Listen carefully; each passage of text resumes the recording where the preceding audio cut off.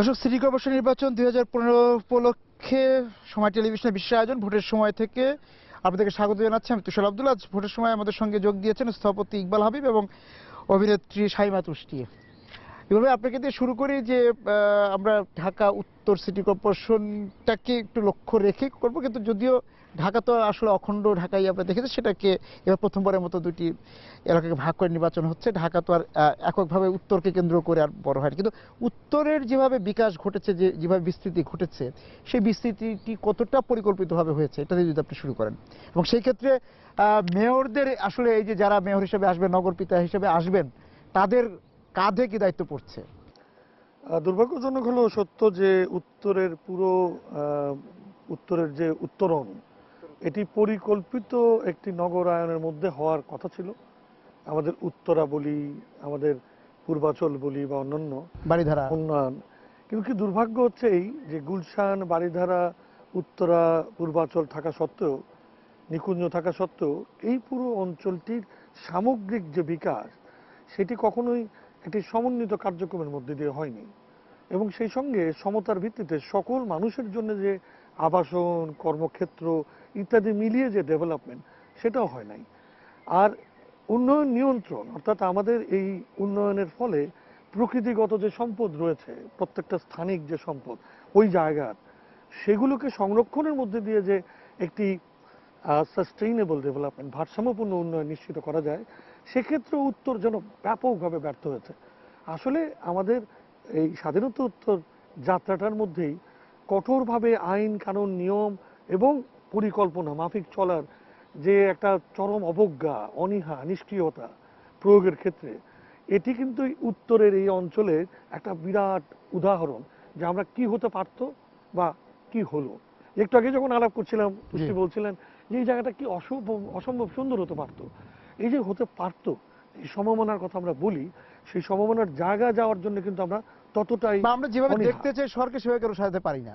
এখন এই অনীহার জায়গায় আজকের যারা মেয়র হবেন তাদের যে অনেক কিছু করণীয় আছে তা নয়। কারণ নগর সরকার ব্যবস্থার মধ্যে দিয়ে যে ক্ষমতায়িত নগর সরকার হবে, সেটি আমরা এখনো প্রতিষ্ঠা করতে পারি নাই। এখনো নগর সরকার, অর্থাৎ এই মেয়র সরকার ঠুটো জগন্নাথের মতো, ঢাল নেই তলোয়ার নেই যার, এবং যার কারণে আইনগতভাবে তারা খুব শক্তিশালী একটা অবস্থানে নাই। তারপরেও যতটুকু আইন রয়েছে তাদের ধারা ৩য়তে, সেই অনুযায়ী তারা অনেকগুলো কাজ করতে পারেন নেতৃত্ব নিয়ে, অনেকগুলি কাজ করতে পারেন সমন্বয়ক হয়ে, আর অনেকগুলো কাজ করতে পারেন উদ্যোক্তা হয়ে। অর্থাৎ যে ৫৪টা সংস্থা এই নগরীকে প্রতিপালিত করছে, তাদের একটির অধিপতি হয়ে, যদিও তিনি নির্বাচিত, একমাত্র নির্বাচিত, তিনি হয়তো কোথাও কোথাও নেতৃত্ব নেবেন বর্জ্য ব্যবস্থাপনা, আবাসন সমস্যার সমাধান করা, অথবা নগরীর সৌন্দর্য বর্ধনের ক্ষেত্রে পথচারী প্রাধান্যতা তৈরি করা, অথবা টয়লেটের ব্যবস্থা করে মানুষের চলাচল সুগম করা। এরকম অনেকগুলো ক্ষেত্র আছে যেগুলো উনি নেতৃত্ব নেবেন। আবার এই যে মানুষের জনকল্যাণের নামে বিভিন্ন প্রকল্পের নামে খোদাই করে যাচ্ছে নগর, তুলোয় দূষিত হচ্ছে নগর, এসব ক্ষেত্রে উনি একটা অন্য ধরনের সমন্বয়কের ভূমিকা পালন করতে পারে। আমরা আবার আপনার কাছে ফিরবো ইকবাল ভাই। আমি একটু তুষ্টিকে দিতে চাই যে যেটা ইকবাল ভাই বলছিলেন, আমরা বলছিলাম যে কথাটা, সেটা হলো যে আমি যেভাবে দেখতে চাই, আমরা নাগরিকরা যেভাবে দেখতে চাই শহর, সেইভাবে আপনি কি মনে করেন নগরটা হিসেবে সাজছে, বা আপনি নগরকে কিভাবে দেখতে চাচ্ছেন? আমি কিছুদিন আগে ফেসবুকে একটা শেয়ার করেছিলাম সিঙ্গাপুরের একটা শহর, যেটা প্রায় আমাদের কাছাকাছি মানে টাইমেই ডেভেলপ করেছে। মানে আমরা ডেভেলপ করেছি, অনেক করেছি যে সেটা না, অনেক ডেভেলপ করেছি, কিন্তু যেভাবে সাজিয়ে শহরটাকে দেখতে চাই সেরকমটা কিন্তু হচ্ছে না। প্রত্যেকবারই সবাই আসছেন, আসার পরে বলছেন আমি এটা করব ওটা করব, কিন্তু পরবর্তীতে গিয়ে আর সেটা হচ্ছে না। এখন আমাদের দেশটা মোটামুটি গোছানো মনে হয় কিছু কিছু জায়গায় গেলে, যেমন যে বলছিলেন ইকবাল ভাই যে হাতির ঝিলে গেলে মনে হয় যে না আমি একটা জায়গায় এসেছি। যেমন তারপরে যে সেদিন নারায়ণগঞ্জে, এখন আমরা প্রায় নারায়ণগঞ্জে চলে যাই চা খেতে, অনলি 15 মিনিটস লাগে আমাদের ফ্লাইওভারের জন্য। মানে ওই জায়গাটা যখন আমি টোল দিতে দাঁড়াই তখন মনে হয় যে আমি একটা বাইরের কান্ট্রিতে আছি। তারপরে যখন আধুনিক শহরে আছি, হ্যাঁ, কিন্তু প্রাকৃতিকগতভাবে আমরা কিন্তু অতটা ডেভেলপ করি না। আমরা যে এখন যেখানটায় আছি সেটা গ্রিন, কিন্তু আপনার কি মনে হয় এটা গোছানো না? ইকবাল ভাই যেটা বলছিলেন যে গুছিয়ে বা তারা যে প্ল্যান করছে সেটা যাতে মানে দেখতেও সুন্দর লাগে। তারপরে যে শহরে যত বাস দেখি আমরা, যখন আমরা বের হই রাস্তায়, দেখতে কিন্তু খুবই জঘন্য লাগে। একটা বাসের গায়েও কোনো রং নেই, বা হ্যাঁ দৃষ্টি দৃষ্টি দূষণ, তারপরে প্রত্যেকটা বিল্ডিং দেখেন, একটা বিল্ডিং এক এক রকম শ্যাওলা ধরে গেছে, মানে দেখার সৌন্দর্যটাও কিন্তু অনেক। এগুলো যদি তারা মানে আমরা উত্তরার মানে উত্তর নিয়ে কথা বলছিলাম, আপনার আপনার কাজের জন্য উত্তরায় অনেক যেতে হয় বা উত্তরের এলাকাগুলোতে যেতে উত্তরের হয়, এলাকাগুলোতে সেই যেতে হয়। সেই জায়গাটাকে কি আপনার খুব মানে পরিকল্পিত মনে হয়? কারণ এই শহরটা তো নতুন তৈরি হয়েছে ওই অঞ্চলটা। না, আমার কাছে খুব একটা পরিকল্পিত মনে হয় না, কারণ খুব মানে দেখা যাচ্ছে যে 4 নাম্বার সেক্টর এই পাশে, আবার হয়তো 5 নাম্বার সেক্টর ওই পাশে, আবার একদিক দিয়ে ঢুকলে কোন দিক দিয়ে যে বের হবে এটা কোনো সিস্টেম নাই। হ্যাঁ, তো তখন মনে হয় যে না, মানে এটা তো সিস্টেমেটিক হওয়ার কথা ছিল। এবং প্রত্যেকটা মানে সিস্টেমেটিক আমরা কি বুঝাতে কি বুঝাই, যেমন একটা কম্পাউন্ডের ভিতরে কোন জায়গাটায় হাসপাতাল হবে, কোন জায়গাটায় স্কুল হবে, কোন জায়গাটায় কলেজ হবে, সেটা কিন্তু নাই। আমার ইচ্ছা হয়েছে আমি এখানে একটা দোকান খুলে বসে গেলাম, আমি এখানে একটা খাবার দোকান দিয়ে ফেললাম, আমার ইচ্ছা হয়েছে আমি এখানে একটা ডেন্টিস্টের দোকান খুলে ফেললাম, কিন্তু এটা তো মানে এটা তো পরিকল্পিত না। একটা স্কুল খুলতে ইচ্ছে হয়েছে, দোতলা একটা বিল্ডিং আছে, হ্যাঁ বিশ্ববিদ্যালয় হয়ে যাচ্ছে, হাসপাতাল হয়ে যাচ্ছে। পাশে আমি সেদিনই দেখলাম, আমি যদি ধানমন্ডি মানে আমি যেটা দেখেছি ধানমন্ডির একটা জায়গার কথা বলি, পাশে একটা মানে ডিস্কো না ঠিক, ওইটা একটা মানে অনেক জোরে লাউড স্পিকারে গান বাজছে, ক্যাফে টাইপের, ওখানে একটা অনেক জোরে গান বাজছে, ওটার পাশেই একটা আই হসপিটাল। মানে একটা রুগী সে যাবে ঢুকার, মানে সে হয়তো তার মানে আই হসপিটাল, কিন্তু এটা তো হসপিটাল, তাই না? তো আমাদের আসলে কোনো কিছুই পরিকল্পিত না। আমি এবার ইকবাল ভাইয়ের কাছে যাই যে এই যে ও যেটা বললো যে ক্যাফে, হাসপাতাল, বিশ্ববিদ্যালয়, এই যে আমরা বাণিজ্যিক এলাকা, আবাসিক এলাকা, এই জায়গাগুলি কিন্তু শেষ পর্যন্ত ধরেই রাখতে পারলাম না। সত্যিকার অর্থে যদি বলি যে এতটুকু যে ক্ষমতা অল্প অল্প রয়েছে মেয়রের, তার অন্যতম একটি প্রধান ক্ষেত্র কিন্তু এটি। এখানে উনি নিয়ন্ত্রণ করতে পারেন ব্যাপকভাবে। ট্রেড লাইসেন্সগুলো সিটি কর্পোরেশন দেয়। আমার বাড়ির মধ্যে আমার ভবনটি রং করিনি অনেকদিন, সিটি কর্পোরেশন আমাকে জরিমানা করতে পারে, নিজের পয়সায় রং করে সেটা আমার কাছ থেকে আদায় করে নিতে পারে। এগুলো কিন্তু আইনের কথা বলছি, বানিয়ে না। শুধু তাই না, নোটিশ করতে পারে। যদি আমি নোটিশের মধ্যে না করি, উনি শহর রক্ষা যে নগর পিতা রয়েছেন তিনি করে আমার কাছ থেকে জরিমানা আদায় করতে পারেন। আমার ঘরের মধ্যে একটি গাছ রয়েছে আমার প্লটের মধ্যে, সেটি আমি কাটতে পারবো না যদি সিটি কর্পোরেশন পারমিশন না দেয়। আচ্ছা, আমরা কিন্তু প্রতিপালিত করি, আমরা কি এই জায়গাগুলোকে জানি? অথবা আমরা কি সিটি কর্পোরেশন কখনো দেখি যে আপনি একটি হাসপাতালের পাশে এতটুকুর বেশি শব্দ করতে পারবেন না? এই সমস্ত নিয়ন্ত্রণের ক্ষেত্রে যে কথাটা আমি শুরুতেই বলছিলাম, পরিকল্পনা বাস্তবায়নের ক্ষেত্রে, পরিকল্পনাকে কার্যকর করার ক্ষেত্রে নির্মোহ থেকে কঠোরভাবে যদি আইনকে, বিধিবিধানকে প্রতিপালন করা যায়, এবং এই অঙ্গীকারই যদি শুধু মেয়ররা করেন, এবং মেয়ররা না, মেয়ররা বলছি শব্দটা প্লুরাল করছি একটা মাত্র কারণে, মেয়র যদিও সরাসরি নির্বাচিত হন, কাউন্সিলরদের মাধ্যমে প্রতিটা অঞ্চলে অঞ্চলে যে জনশক্তি রয়েছে, ওয়ার্ড ভিত্তিক যে জনগণের সম্মিলিত যে শক্তি রয়েছে, সেটাকে কাজে লাগাতে হবে। এবং কেন্দ্রীভূত সরকার ব্যবস্থা নয়, বরং কাউন্সিলরের জায়গাগুলোতে প্রতিটা ওয়ার্ডে আমরা যদি একটি ছোট ছোট কমিটি গঠন করি, ওইখান থেকে যদি অভিযোগগুলি নেই, পরিকল্পনা নেই, আকাঙ্ক্ষাগুলো নেই, এবং তাদের মাধ্যমে যদি আবার কার্যকর করি, আপনি দেখবেন আমার নিজের এলাকা আমার চেয়ে বেশি কেউ ভালোবাসবে না। সেই জায়গাটুকু যদি আমরা ম্যানিপুলেট করতে পারি, শব্দ দূষণ, দৃষ্টি দূষণ, ধুলো দূষণ এবং বৃক্ষ সমৃদ্ধ নগরী প্রত্যাশা করা। আমরা নাগরিক সম্পৃক্ততা নিয়ে আবার আলোচনায় ফিরবো, একটু বিরতিতে যাচ্ছি। নাগরিকরা আসলে কি নাগরিক হতে পেরেছে কিনা, তারা আসলে তাদের দায়িত্ববোধ এবং তাদের অধিকার সম্পর্কে আসলে কতটা সচেতন বলে আপনার মনে হয়? মনে রাখতে হবে আমাদেরকে যে নগরবাসীকে যতক্ষণ আপনি অভিভাবকত্ব না দেবেন, স্টুয়ার্ডশিপ না দেবেন, তার যে মালিকানা বোধ, অধিকার বোধ সেটা প্রতিষ্ঠা না করবেন, কেন নগরবাসী মনে করবে যে নগরী তার কল্যাণের জন্য এবং তারও দায়িত্ব রয়েছে? এটি অনেকটা দেয়া নেওয়ার ব্যাপার রয়েছে। একটি কথা মনে রাখা দরকার যে আমরা যদি এই অঞ্চল ভিত্তিক, ওয়ার্ড ভিত্তিক শুধু আকাঙ্ক্ষার কথা না, জনসম্পৃক্ততার আরেকটি জায়গা যদি খেয়াল করি, যে বিভিন্ন সংস্থা এসে কাজ করে যাচ্ছে, যদি আমরা এই প্রত্যেকটা কার্যের পূর্বে, কর্মের পূর্বে একটা জবাবদিহিতার শুনানি করতে পারতাম যে এখানে এই কাজ করা হচ্ছে, জঙ্গলবাসী আপনারা একদিন শুনে যান কি করছি, এবং এই কাজ চলাকালীন সময় কতটা দুর্ভোগ লাঘব করার ব্যবস্থা কি কি নেওয়া হলো সেটাও যদি জনগণকে শুনানির মাধ্যমে বলে তারপরে কাজটা হতো, আপনি দেখবেন যে ওই কাজটার ব্যাপারে নগরবাসীর, ওই অঞ্চলের নগরবাসীর সংশ্লিষ্টতা থাকবে, দায়িত্ব থাকবে, এবং যারা কাজ করবে তাদেরও কিন্তু এক ধরনের জবাবদিহিতার কারণে জনদুর্ভোগ কমে যাবে। এই যে একটা ছোট্ট এক্সাম্পল বললাম, এই উদ্যোগটি নিয়ে দেখেন না, প্রত্যেকে তার এলাকার প্রতিটা বাড়ির মানুষের সুখের খবর, দুঃখের খবর সামগ্রিকতা নিয়ে কিন্তু দেখতে শুরু করবে। এটা ছিল আমাদের যখন সর্দার প্রথা ছিল তখন ছিল। আমরা যখন এই তো ধরেন 75 থেকে 85 পর্যন্ত আমি যে এলাকায় থাকতাম ধানমন্ডিতে, সেখানে পাশের বাড়ির মেয়েটাকে আরেক পাড়ার ছেলে এসে চোখ টিপে মেরেছে, দূরে গিয়ে তার বাড়ি দিকে হ্যাঁ, চিৎকার মানে করে একটা বলেছে। মহল্লার, তো হ্যাঁ, এই যে একটা মহল্লা- ওনারশিপ, স্টুয়ার্ডশিপ, এটাকে ফিরিয়ে আনতে হবে। এই ফিরিয়ে আনার জন্য কিন্তু আমি যেটা বলছিলাম, নেতৃত্বের জায়গায় মেয়র, কাউন্সিলররা দায়িত্ব পালন করতে পারে।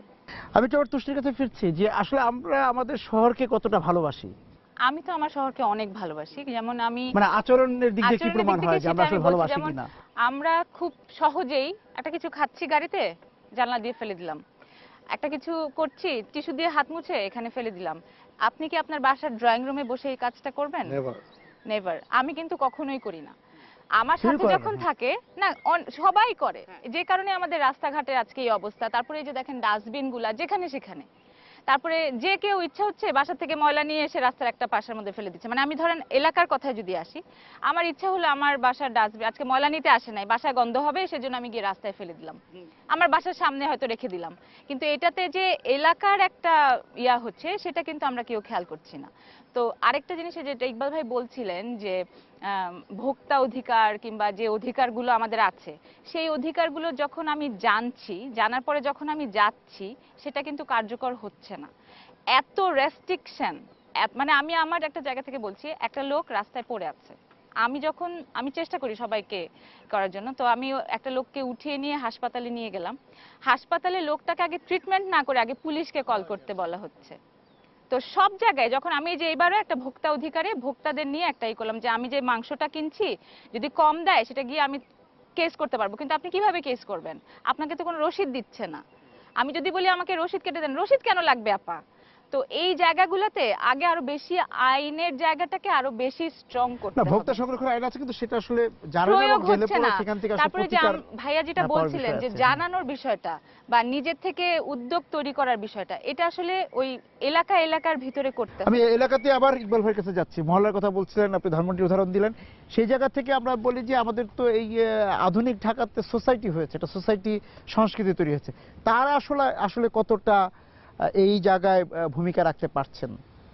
একটা কথা বোধহয় আগে আমাদের পরিষ্কার হওয়া দরকার যে আমাদের সিটি কর্পোরেশন আইন নিজেই কিন্তু এই সাংগঠনিকভাবে স্তরে স্তরে জবাবদিহিতা তৈরি করে নাই। মেয়র নির্বাচিত হচ্ছে সরাসরি ভোটে, সরাসরি হয়ে যাচ্ছে, হ্যাঁ। ওয়ার্ড কমিশনার নির্বাচিত হচ্ছে সরাসরি ভোটে। ওয়ার্ড কমিশনারের দায়িত্বের মধ্যে লেখা আছে মেয়রকে উনি সাহায্য করবেন। তাহলে মেয়রের যে দায়বদ্ধতা ওয়ার্ড কমিশনারের কাছে, তথাস্থ যদি অন্যভাবে বলি, তার মাধ্যমে ওই এলাকার জনগণের কাছে, ওয়ার্ড ভিত্তিক জনগণের কাছে, সেটা কোথায়? সেটা তো নাই। এবং এই যে দায়িত্ববোধের জবাবদিহিতার স্তরে স্তরে নিয়ে গিয়ে একদম প্রত্যেকটা মানুষ পর্যন্ত নেওয়া, এটি আমাদেরকে হয়তো পুনর্বিন্যাস করতে হবে। আমি আশা করতে চাই বর্তমান সরকার যারা আছেন তারা যদি গণতান্ত্রিক প্রক্রিয়া চিন্তা করেন, জনগণের সরকার, জনগণের জন্য সরকার এবং জনগণের দ্বারা পরিচালিত সরকার যদি চিন্তা করেন, তাহলে অবশ্যই এই সব জায়গায় পরিবর্তন করতে হবে। এবং এই পরিবর্তনের মধ্যে দিয়ে আপনি প্রতিটা এলাকার যে সমস্ত সামাজিক সংগঠন রয়েছে, ক্রীড়া সংগঠন রয়েছে, শিশু কিশোরদের আগেও ছিল, এখনো তো কমে গেছে, বাড়াবে, এখন নেই সাংস্কৃতিক ভাইয়া, সংগঠন একদম আছে, নেই তো এলাকায়। সেগুলিকে উদ্দীপ্ত করতে হবে, তাদেরকে উৎসাহ দিতে হবে। এবং এটি যখন করবেন তখন একজন কাউন্সিলর কিন্তু খুব সহজে সকলকে সম্পৃক্ত করে শক্তিশালী একটি সাংগঠনিক দক্ষতা প্রদর্শন করতে পারবেন। এবং তখন কিন্তু যেটা আপনি বললেন, আপনার যে বোর্ডটুকু, একটা লোককে আমি নিয়ে যাব, এক্ষেত্রে আপনি বিভিন্ন ধরনের স্ট্রাকচার একটা সিস্টেম ডেভেলপ করে ফেলতে পারেন। এবং এই জায়গাগুলোর হয় নাই বলেই অনুভূতিহীন, মানবতাহীন, অমানবিক একটা নগরীতে পরিণত হচ্ছে। তো মানবিক নগর যদি তৈরি করতে হয়, তাহলে অবশ্যই আমাদেরকে এই জায়গাগুলো জোর দিতে হবে। এবং এই জায়গায় জোর দেওয়ার ওই ক্ষেত্রটা, যে প্রশ্নটা আপনি করেছেন, জনসম্পৃক্ততা ছাড়া, জনগণকে কর্মে, দায়িত্বে, অধিকারে যদি সম্পৃক্ত মানে করা বিষয়টা না হচ্ছে যায়, যে যেটা বলছিলাম যে নগরবাসী নগরকে ভালোবাসতেই চান, তাদেরকে সে ভালোবাসা দেখানোর সুযোগটা দিতে হবে যে আমি ভালোবাসি, দেখো, সেই সুযোগটাই এখন নাই। দায়িত্ব নেওয়ারও সুযোগ দিতে হবে। হ্যাঁ, হ্যাঁ। দায়িত্ব নেওয়ার সুযোগ দিতে হবে। যেমন আমি একটা বিষয় বলতে চাই যে সোসাইটি যে কথাটা বলা হচ্ছে, অ্যাপার্টমেন্ট হওয়ার পরেই কিন্তু এই সোসাইটির একটা মানে ইয়া হয়েছে, কিন্তু এই সোসাইটি শুধু রাত 12টায় গেট বন্ধ করবে এবং সকাল 6টার সময় লিফট খুলবে, এছাড়া আপনি আর কোনো রকম কোনো কার্যক্রমে দেখতে পাবেন কিংবা না অতিথিদের তাদেরকে। গাড়ি বাইরে হ্যাঁ, থাকবে। অতিথিদের গাড়ি বাইরে থাকবে। ওটাকে একটু বাইরে আনেন না, ওদেরকে হ্যাঁ। বলেন যে আপনার সামনের রাস্তাটুকু যতটুকু রয়েছে সেই পুরোটার গাছে পেরেক দিয়ে কেউ অ্যাডভার্টাইজমেন্ট লাগালো কিনা, পরিষ্কার থাকলো কিনা, ময়লা যাচ্ছে কিনা, সেটাও আপনি দেখবেন না, নেই। রাতারাতি পরিবর্তন হবে বলবে যদি না বাধ্য ভাইয়া, করা যায়। এখন কেউ করে না। কারণ হচ্ছে যারা এখন আমরা যদি বলতে যাই, ধরেন বলে আসছে চ্যাংরারা, মানে এই ল্যাঙ্গুয়েজগুলো ইউজ যখন করে তোমরা কি বুঝবা, আমরা এত বুঝি, কিন্তু তারা তাদের যে বয়সে তারা যেটা করে আসছে, এখন তো আমাদের অনেক ফাইট করতে হচ্ছে। এখন তো আমরা অনেক বেশি জানছি, শিখছি, দেখছি, আমরা অনেক মানুষ বেড়েছে, হ্যাঁ জটিলতা বেড়েছে। তখন আপনি বলতে গেলেই বলবে তোমরা কি বুঝবে, মানে এই যে হাসাহাসি করা, এই সোসাইটি মানে এটাই হয়েছে। ফিরে এসে দুজনের কাছে জানতে চাবো, বিশেষ করে পরিকল্পনার দিক থেকে আপনি বলবেন যে এই যে এখন নতুন যারা কাউন্সিলরের দায়িত্ব নেবেন, নতুন ভাবে যারা মেয়র হচ্ছে, বিশেষ করে উত্তরের যারা হচ্ছেন, উত্তর তো যে আপনার যে একটা উত্তরায়ণ ঘটছে এখনো ঘটমান, সেই জায়গায় তো আসলে দক্ষিণ তো খুব বেশি হচ্ছে না, উত্তরটা বেশি হচ্ছে, সেই জায়গায় এখনো কি ধরনের সংযমেরও দরকার আছে একটা, সেই বিষয়ে শুনবো। আর তুষ্টি হয়তো তার ভাবনার কথা কিভাবে উত্তরকে দিতে সেটাও বলবে। আমরা একটা বিরতি দিতে যাচ্ছি। উত্তরের উত্তরায়ণটা যে ঘটানোর ক্ষেত্রে, পরিকল্পনার ক্ষেত্রে সংযমী হওয়া উচিত, যে আমি কতটুকু আসলে পরিকল্পনা করব, আমার আসলে সামর্থ্য কতটুকু, সেইভাবে মানে এগোনো উচিত এবং নগরবাসীকে স্বপ্ন দেখানো উচিত। সাংঘাতিক একটা সুন্দর কথা শেষ মুহূর্তে বললেন, সেখান থেকে একটু শুরু করি। স্বপ্ন দেখাতে হবে, রূপকল্প থাকতে হবে। রূপকল্পহীন যাত্রা আমাকে কোথাও নেবে না। জনসম্পৃক্ততার ক্ষেত্রে এটি অত্যন্ত গুরুত্বপূর্ণ। আমরা কি রূপকল্প তৈরি করেছি? আমরা একটা মাস্টার প্ল্যান বা ডেভেলপমেন্ট প্ল্যান তৈরি করেছি, ডিটেল এরিয়া প্ল্যান, যার নাম অনেকবার আপনার অনুষ্ঠানে অনেকবার আলোচনা হয়েছে। আমি মনে করি এবারের নির্বাচনের পরবর্তীতে সবচেয়ে গুরুত্বপূর্ণ কাজ হতে পারে উত্তরের কাউন্সিলর এবং মেয়রের, সেটা হচ্ছে ওই পরিকল্পনা, বিশদ অঞ্চল পরিকল্পনার বাস্তবায়ন। অ্যাকশন এরিয়া প্ল্যান বলে যে বাস্তবায়নের রূপরেখা আছে, অর্থাৎ ওয়ার্ডে ওয়ার্ডে গিয়ে ওটি কীভাবে বাস্তবায়ন করা যায়, বিভিন্ন সংস্থাকে বাধ্য করে সমন্বয়কের ভূমিকা নিয়ে, এই কাজটুকু উদ্যোক্তা হিসেবে মেয়র এবং কাউন্সিলর নিতে পারেন। এবং এই পরিকল্পনা বাস্তবায়নে অবশ্যই রক্ষণশীল মনোভাব রয়েছে, কনজারভেশন যেটাকে বলে, সেই সংরক্ষণ বাদ রয়েছে পরিকল্পিত কার্যক্রমে যাওয়ার জন্য বিশৃঙ্খল কার্যক্রমকে পরিশীলিত করা, অর্থাৎ সেখানে কঠোরভাবে আইন প্রয়োগ করা। তুমি এসে আমার ফুটপাত দখল করে বসে থাকবে, অথবা তোমার নির্মাণ কাজ করতে হবে বলে আমার ফুটপাত চলাফেরার অযোগ্য হয়ে যাবে, হতেই পারে না। যত্রতত্র স্কুল কলেজ, যত্রতত্র হাসপাতাল, মিশানো কার্যক্রম অথবা ফ্যাক্টরি তৈরি করা, অর্থাৎ পুরো একটা পরিশীলিত ব্যবস্থাপনা, নগর ব্যবস্থাপনা এবং পরিকল্পনা বাস্তবায়ন, এই উদ্যোগে কিন্তু কার্যকর ভূমিকা নিতে পারে। এবং যদি আজকে নেওয়া হয় তাহলে কিন্তু প্রত্যেকটা সম্পদ, খাল, ঝিল, বিল, ওপেন স্পেস, খেলার মাঠ, এই যে সম্পদগুলো রয়েছে, এগুলোকে নিয়ে একটি ভারসাম্যপূর্ণ উন্নয়ন, মানে যে কোনো একটা জায়গায় রাজুক হতে পারে, ওয়াসা হতে পারে, যে কোনো প্রতিষ্ঠান যে কোনো কিছু করতেই পারে, কিন্তু ওয়ার্ড কাউন্সিলর যিনি থাকবেন তার কর্তৃত্বের মধ্যে, সমন্বয়ের তার কাছ থেকে অনুমোদন নিতে হবে যে আমি আপনার এলাকায় 2টা গাছ কাটতে পারবো কিনা, বা আপনার পুকুরটা বা লেকটা ভরাট করতে পারবো কিনা, কিংবা অনুমোদন না, তার মাধ্যমে জনগণের যদি গণশুনানি করতে হয় সেটা করে এইভাবে আপনি গণসম্পৃক্ত করতে পারেন। তখন করবেন কি, আপনার ওই কাজে আপনি যে কাজটা করতে যাচ্ছেন দেখবেন জনগণ স্বতঃস্ফূর্তভাবে আপনার। এবং সড়কের যে অপ্রশস্ততা, সেটা তো একটা বড়, কিন্তু এই জায়গায় আমি আপনার কাছে একটা জায়গায় আসবো যে এই যে করতে পারবে, করবে, কিন্তু আমরা বিভিন্ন আলোচনা শুনেছি যে তারা করতে চাইলেও তাদের কথা কেউ শুনে না। এই যে 54টি সংগঠন আছে, প্রতিষ্ঠান আছে, তারা তাদের কথা শুনছে না, নগরপিতা বা কাউন্সিলর তাদের কথা। আমি তুষ্টির কাছে যেতে চাই ওই জায়গা থেকে, যে এই যে শহর যে বাড়ছে, আমরা ঢাকা ছাড়ার সময় উত্তর দেখেছি, উত্তর শুধু যে আসলে উত্তরা বা বারিধারা কিংবা পূর্বাচল ওই এলাকা, তারা এদিকেও অনেক মিরপুর আছে, অনেক জায়গা আছে, সেই জায়গা থেকেই মানে আধুনিক শহর হিসেবে, মানে আমরা শুধুমাত্র আবাসিক এলাকা না বলে অনেক পাড়া মহল্লাও আছে, কিন্তু সেগুলো তো গোছানোর বিষয় আছে, যে আমার মহল্লাটা সেটা হয়তো ওইভাবে গুলশান বা বনানীর মতন মডেল টাউন না, হ্যাঁ, কিন্তু সেই যে পাড়া মহল্লার দায়িত্বটাও তো কাউন্সিলরদেরকে ওই স্বপ্নটা দেখতে হবে, যে আমারটাও একটা আধুনিক মডেল টাউনের মতোই হোক, যা ভুল হয়েছে আবার নতুনভাবে সাজাই।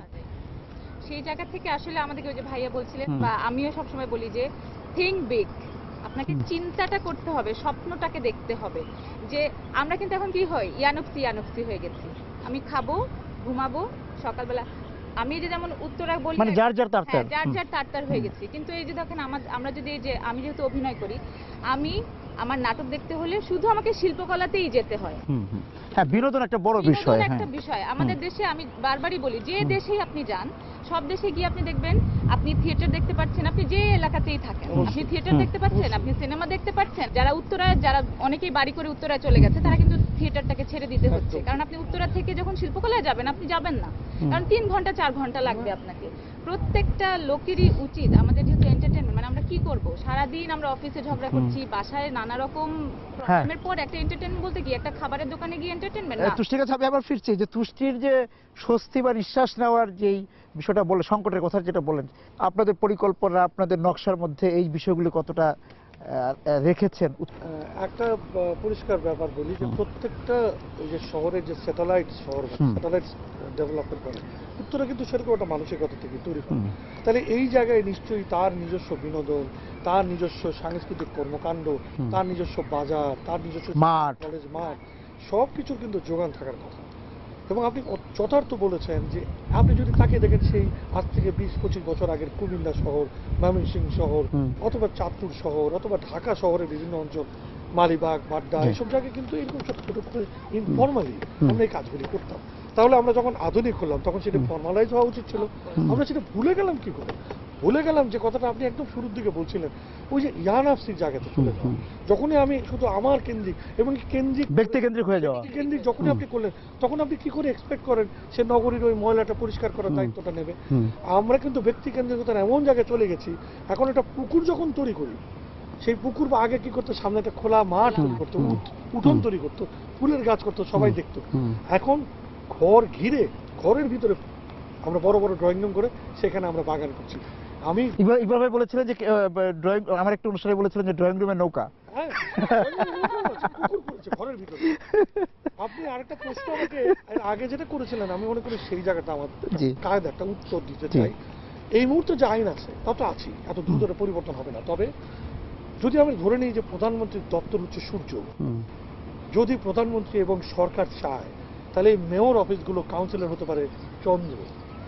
প্রধানমন্ত্রীর ক্ষমতাকে ধার করে এই চন্দ্র আলোকিত হয়ে প্রতিটা অঞ্চল, প্রতিটা ওয়ার্ড আলোকময়, আলোকিত মানুষের সুন্দর ভারসাম্য। কিন্তু ওনারা যখন আসেন, আসার আগে কিন্তু ওনারা বলতে থাকেন আমরা এটা করব, আমরা ওটা করব, আমরা আপনাদের জন্য এটা করছি, শিল্পীদের জন্য এটা করছি। কিন্তু যখন আপনি কোনো কাজে দেখবেন, যখন আবার শেষ হয়ে যাবে তাদের বছরগুলো, তখন আমরা বলবো আমরা এটা করতে চেয়েছিলাম, বাস্তবায়ন করতে পারিনি। অনেক অবস্ট্রাগল থাকে তাদের, আমরা জানি, কারণ এই ওনাদের সিস্টেমটাই অনেক রকম ঝামেলাপূর্ণ হয়।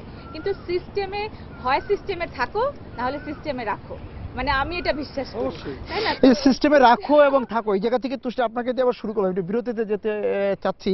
এসে আমরা জানতে চাবো যে এবার যারা কাউন্সিলর বা মেয়র বা নগরপিতা হিসেবে আসতে চাচ্ছেন, বিভিন্ন রকম প্রতিশ্রুতি খুব ফুলঝুরি দিচ্ছেন না, বলছেন নতুন ঢাকা করব, সমাধানের ঢাকা করব, বিভিন্ন রকম অনেকে অনেক কথা বলছেন।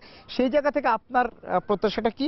এবং ইকবাল ভাই তো প্রত্যাশার কথার চেয়ে বলবে হচ্ছে যে একদম ব্যবস্থাপত্র দিবে যে এতটুকুই করা দরকার, এর বেশি করা দরকার না। ইকবাল ভাই, আপনাকে দিয়ে শুরু করি যে আমরা যে কাউন্সিলর বা মেয়ররা আসছেন, দায়িত্ব নেবেন, যাই হোক, সেই জায়গা থেকে এখন করণ একদম মানে খুব বেশি কিছু দরকার নেই। আপাততই তারা 5 বছর মেয়াদে হয়তো আসছেন, আমরা দেখেছি এর আগে 5 বছর মেয়াদে অনেক হয়তো দীর্ঘ সময় পার করেছেন, কিন্তু 5 বছরকে যদি আমরা বিবেচনায় রেখে বলি কতটুকু আসলে তার কাজ করার আছে বা কতটুকু করা উচিত, বেশি কাজ? ছটা বলি একদম পয়েন্ট বাই পয়েন্ট। হ্যাঁ বলেন। এক, অবশ্যই পথচারী প্রাধান্য সর্বজনগম্য একটি নগরী তৈরি করা সম্ভব তাদের পক্ষে, ফুটপাত মুক্ত করে, বাসের জন্য জায়গা নির্ধারণ করে, অবশ্যই ফুটপাতের যে কায়দা, সিগন্যালিং সিস্টেম, পথচারীকে প্রাধান্য দিয়ে করা, এর মধ্যে দিয়ে যানজট কমে যাবে অনেকাংশে। With toilet. দ্বিতীয়ত হচ্ছে বর্জ্য ব্যবস্থাপনা এবং নিরাপদ ওই যে টয়লেট ব্যবস্থার মাধ্যমে একটি সুষ্ঠু সুন্দর নগরীকরণ।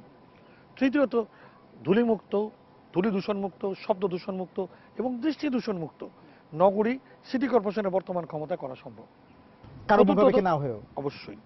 চতুর্থত সর্বজন আবাসন যোগ্য একটি নগরী করা, শুধুমাত্র বড় লোকের নয়, মধ্যবিত্ত, নিম্নবিত্ত সকলের জন্য আবাসন উৎসাহী একটি নগর তৈরি সবার করা, কথা ভাবা, সবাই জন্য করার জন্য যে উদ্যোক্তা সমন্বয়, এটি ওনারা করতে পারেন।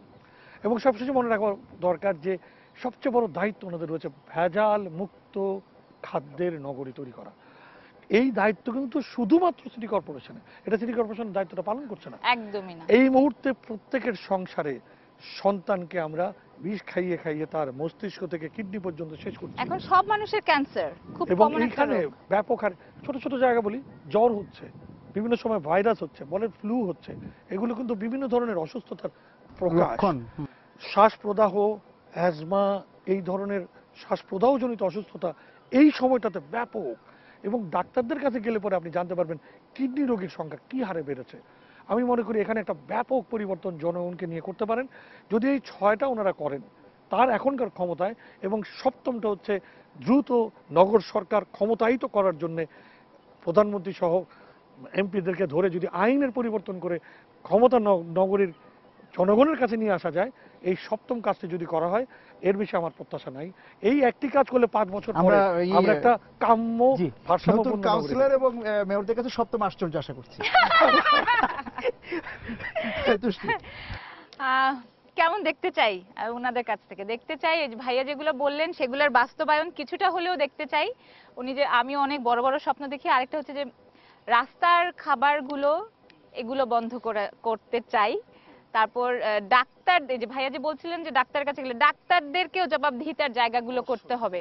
কারণ হচ্ছে ডাক্তাররা এখন অনেক মানে টাকা, শুধু সবাই আমরা শুধু টাকা কামানোর চিন্তা করি, দেশের কাজ কেউ করতে চায় না। একদম ভালো একটা পয়েন্ট, জনস্বাস্থ্য, জনস্বাস্থ্যটা সাংঘাতিক গুরুত্ব। এটা আমি একদম চাই। সিটি কর্পোরেশনের জনস্বাস্থ্য ব্যবস্থা আছে কিন্তু সেটা আসলে তার ম্যান্ডেট কোনোটাই হিসেবে করছে এটা না তার ভাইয়া। ম্যান্ডেট, সিটি কর্পোরেশনের আন্ডারে সবকিছু আছে, কিন্তু আমরা শুধু টাকা কামাচ্ছি।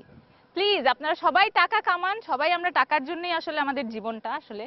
তারপরে টাকা সবাই কামান, বাট আমাদের কিছুটা হলেও করে দেন, এটাই হচ্ছে কাম। এছাড়া যে আরো দুটো বিষয় যোগ করে, সন্ত্রাস, মাদক, এই বিষয়গুলো তো সিটি কর্পোরেশনের একটা বিষয়, কাউন্সিলরদের আমি একটু বলতে চাই এই বিষয়ে। মাদক দ্রব্য তখনই কমবে, আমি আসলে এটা বলতে ভুলে গেছি, আমি চিন্তা করেছিলাম বলবো। মাদক দ্রব্য তখনই কমবে যখন আপনি প্রত্যেকটা এলাকায়, প্রত্যেকটা মহল্লায় সাংস্কৃতিক কর্মকাণ্ড আপনি করতে দেন, খেলার জন্য জায়গা করে দেন। দেখবেন আপনার মাদকের কোনো দরকারই নেই, মাদক কেউ নিবেই না। সবাই ফ্রাস্ট্রেটেড হয়ে বা কোনো কাজ নেই, চল আজকে আমরা একটু মাদক গ্রহণ করে আসি। এখন কিন্তু বিষয়টা হয়ে গেছে। আগে কি ছিল, চল আমরা একটু ফুটবল খেলে আসি, বা বিকালবেলা চল আমরা একটু খেলতে যাই। এখন বাচ্চারা কি করে, সারাক্ষণ ভিডিও গেম, সারাক্ষণ টেলিভিশনে গেম, খেলার কোনো জায়গা নেই। এবং মাদকটা এভাবেই বন্ধ হবে। আমি কিন্তু সম্পূর্ণভাবে সামাজিক আন্দোলনের এই কার্যক্রম এবং সেই সঙ্গে যুব সম্প্রদায়, কিশোর কিশোরীদের কথা ভাবা, আমি কিশোরী শব্দটা জোরের সঙ্গে বলছি, যাদের জন্য কোনো জায়গায় শহরে নাই নিরাপত্তা, এবং সেই সঙ্গে বয়োবৃদ্ধ মানুষ এবং প্রতিবন্ধী মানুষ। আমি প্রায় 34 থেকে 38% মানুষের কথা বললাম, যারা এই নগরে অপাঙ্ক্তেয়, তাদের কথা কেউ মনে রাখে না, দরিদ্রের কথা তো আছেই। আমি মনে করি সবার জন্য সমতার ভিত্তিতে ভালোবাসার একটা নগরী গড়ে তোলার বিরাট একটা যুগান্তকারী পদক্ষেপ এই মেয়র এবং তার কাউন্সিলররা নিতে পারে। বিষয়টা ওই জায়গাটাই যে মানে নির্বাচনের আগে শুধুমাত্র ব্যানার পোস্টারে ভালোবাসা না, নির্বাচন থেকে বেরিয়ে এসে তারপর এটাও দেখতে চাই না যে উনি এত কোটি টাকা কামালেন। হ্যাঁ, মেয়র হয়ে উনি এত কোটি টাকা কামিয়ে জেল খাচ্ছেন, মানে পরবর্তী সরকার এসে উনাকে এগুলো, আমরা অতটুকু ভালোবাসি, আমরা ওনাকে জেলে যেতে চাই না, দিতে চাই না। আমরা সবাই তাদেরকে খুবই ভালোবাসি, আমাদের জনপ্রতিনিধিকে ভালোবাসতে চাই, খুবই ভালোবাসতে চাই, মানে আমরা তাদের সাথে গিয়ে কথা বলতে চাই। আমরা এই যে ভাইয়া যেটা বললেন যে মানে জনগণের সামনে, আমরাও তো জনগণ, আমরাও তো নাগরিক, আমাদেরও তো, আমাদের ভোটেই কিন্তু তারা নির্বাচিত হচ্ছেন। সো আমরা তাদের সাথে সরাসরি কথা বলতে চাই, এটাই হচ্ছে আমরা তাদের কাছে কাম্য। এই সরাসরি কথা বলার সংস্কৃতি তো তৈরি করতে হবে অবশ্যই, এবং সে কারণে বলছিলাম ওয়ার্ড ভিত্তিক অবশ্যই একটি কেন্দ্র থাকতে হবে যেখানে অভিযোগ দেয়া এবং জনশুনানি করা, বিভিন্ন বিষয়ে জনগণের মতামতগুলো নেওয়ার একটা ব্যবস্থা করা। আমি কোথায় বলবো, কোথায় গিয়ে আমার এই কথাগুলো জানাবো, সেই জায়গা যেন প্রত্যেকটা নাগরিক জানে, এবং সেই জায়গাগুলো যেন যথোপযুক্তভাবে। শেষের দিকে ইকবাল ভাই এবং তুষার দুজনের কাছে একটু ছোট করবো যে আমরা এই যে আমাদের জনপ্রতিনিধি ওয়ার্ড কাউন্সিলরই তো মূলত মেয়রের কাছে তো আসলে খুব সরাসরি কারো যাওয়ার অতটা দরকার না, প্রয়োজন হয় না। সেই জায়গা থেকে তাদের কাছে আসলে কত সহজভাবে যাওয়া যায়, আসলে কি যাওয়া যায় খুব সহজভাবে? এই যাওয়ার জায়গাটুকু তৈরি করাই হোক এবারের নির্বাচন পরবর্তী সবচেয়ে বড় পরিবর্তন, এবং এই পরিবর্তনের মধ্যে দিয়েই আমরা একটি সুন্দর নগরী অবশ্যই প্রত্যাশা করতে পারি। আর আমাদের সাংস্কৃতিক কর্মকাণ্ড আরো বেশি বেগবান হবে, সেটাও আশা করছি আসলে, কারণ যেহেতু আমি একজন সাংস্কৃতিক কর্মী, তো আমি সেটাই চাবো আসলে। তা আমরা আজকে আলোচনা এখানে শেষ করব। আপনাদের দুজনকে ধন্যবাদ আজকে ভোটের সময়ের সঙ্গে যোগ দেওয়ার জন্য। দর্শক, আমরা ভোটের সময় আজকের মতো এখানে শেষ করছি। দেখা হবে আগামী দিন। সবার নগর সুন্দর হোক এবং আপনারাও ব্যক্তিগতভাবে সুন্দর থাকুন।